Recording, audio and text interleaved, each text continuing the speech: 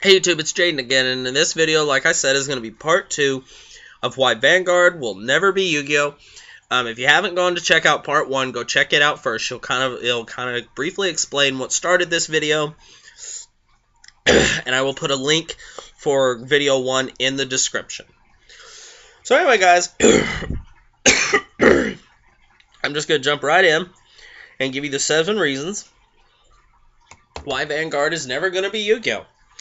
Now, some of these reasons I may have already repeated in other videos because I did a long stream of videos for why Vanguard is the best TCG trading card game.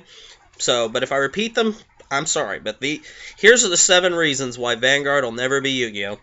Number 1, I don't know how many times I've said this.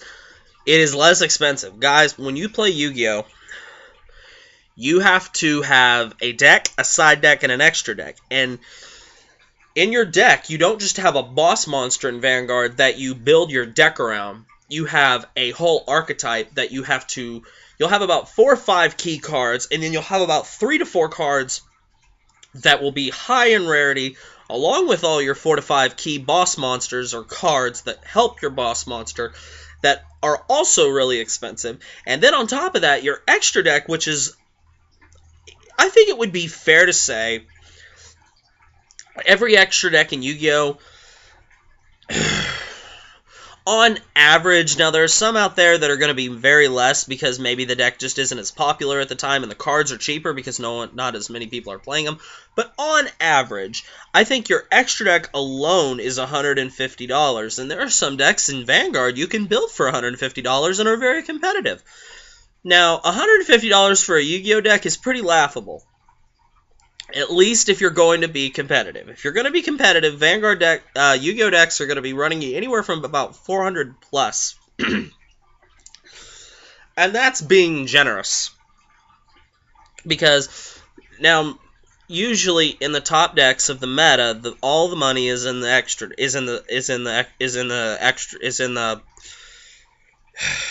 extra deck. God, guys, remember, getting over a cold. So, I don't know how many times I can preach this, because in Vanguard, the only thing you need is a deck. And in Vanguard, your main pillars that's going to cost you money is your boss monsters, you're going to have your perfect guards, and then you're going to have 1 to 2 support cards that are going to cost you a little more money. And that's it. And everything else is dirt cheap.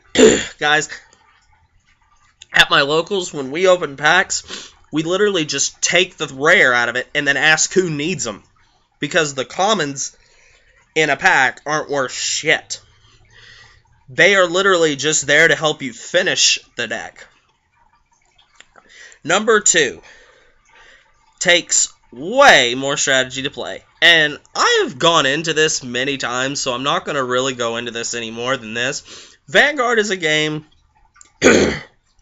where you have your winning image, so to speak, but you might have to change that depending on, A, what you're playing, because if you're playing a player you've never met, you don't know what clan they're playing until they flip it over, and even then, you may not know what type of deck they're playing. You'll know the clan.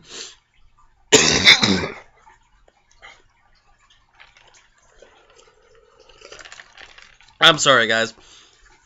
But you may not know what their deck is built around until you get a couple turns into the game. So you have to be able to change your strategy on the fly. Now, Yu-Gi-Oh! This comes in sometimes, but more times than not, Yu-Gi-Oh! Today is a game of player 1 has his strategy, player 2 has his strategy. They might stun one another in certain ways, but pretty much whoever gets their lock off first wins. That's pretty much what Yu-Gi-Oh! Is now. So, that's all I'm going to say. If you want me to expand on that, I will. But that's all I'm going to say for this video. Reason number 3. The game of Vanguard has such simple rules. Guys, if you wanted to sit down and give me 20 minutes, just 20 minutes, I can teach you how to play Vanguard. And I can teach you everything you'll need to know to where you can literally, I can teach you the rules, I can hand you a trial deck, and you're set. And if you ever have any other basic question, you can insult YouTube, the Wiki, or even the rulebook, and you'll be fine. Now flip that coin. If you wanted to teach someone to play Yu-Gi-Oh!, you wouldn't need 20 minutes. You'd need a couple days, because when I learned Yu-Gi-Oh!, the game was much simpler. Guys, at a time, there was no such thing as an extra deck. I mean, you were still allowed to have one,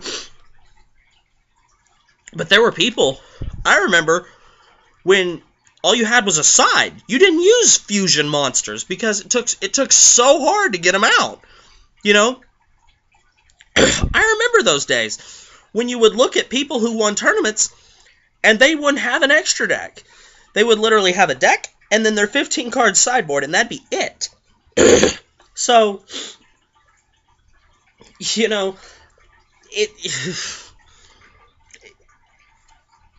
and now, if you were going to teach somebody, you'd have to teach them about fusions, synchros, exceeds, and believe it or not, they're about to push another anime, which is something I'll talk about here in a little bit, just to push another kind of card. So, the game of Yu-Gi-Oh! Is much too complex to just pick up and learn in a short amount of time. Vanguard, you give me 20 minutes, I can teach you to play. Reason number 4, the meta in Vanguard is much more spread out. And what by that I mean, it always seems in Yu-Gi-Oh! When a format, is about halfway through, the top decks are pretty much set in stone. You have 1 to 3 decks that are literally, you either play these decks and you'll automatically win 80% of your games, or you just won't win barely at all, unless you win off pretty much drawing things that counter the top 3 decks. Vanguard, I've done videos, and like I said in my videos, top 5 decks now.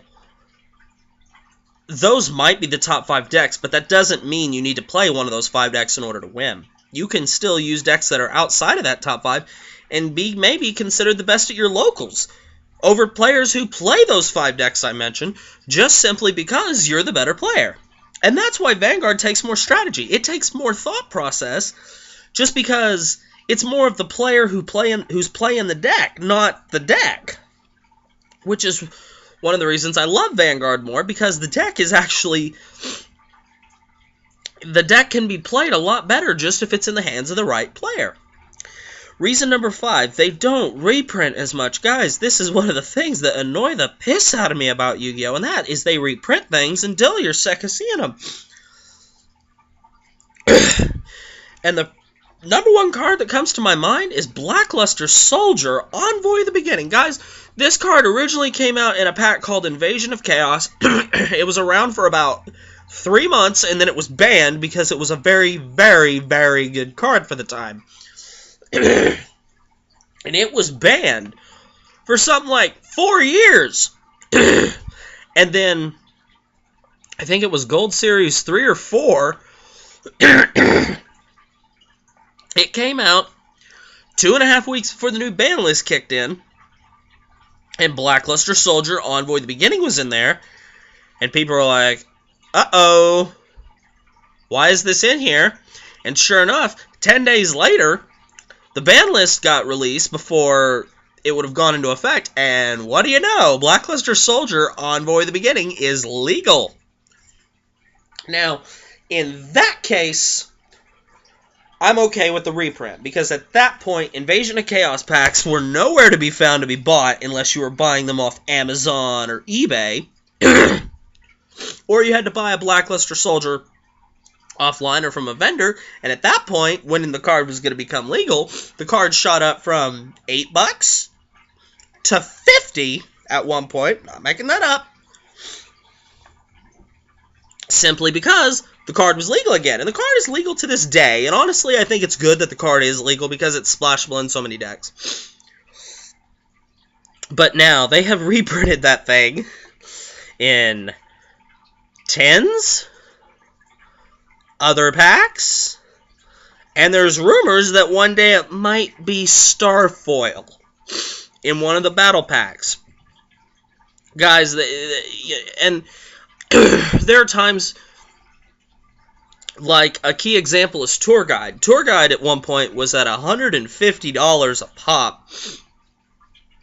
And then it was suddenly announced, we're going to reprint Tour Guide in 10s, so, I mean, no way, in a battle pack, and it will come as a common rare, and with common rare Starfoil or common, and then it came out in 10s.